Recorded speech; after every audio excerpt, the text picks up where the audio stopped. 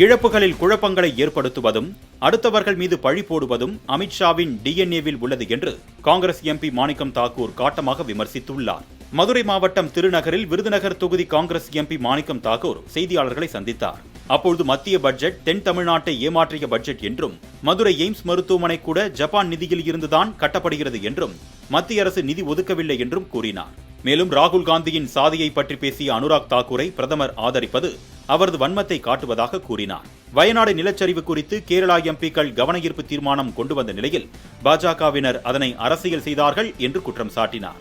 எங்களை பொறுத்த மட்டுமே அவர் செய்த இப்படி மத்திய அரசின் மீதும், மத்திய அரசு தன்னுடைய பணிகளை செய்யாமலும் மாநில அரசுகள் மீதும் மற்ற அரசுகள் மீதும் பழியை சுமத்துவதும், பழி சுமத்திவிட்டு அதிலே குழப்பத்தை உருவாக்கி, இழப்புகளிலே குழப்பங்களை உருவாக்கி, இழப்புகளிலே பிரச்சனையை உருவாக்கி, இழப்புகளின் போது மற்றவர் பேர் பழி சொல்லிவிட்டு செல்கின்ற இந்த பழக்கம் என்பது அமித்ஷாவிற்கு டிஎன்ஏவிலே இருக்கிறது.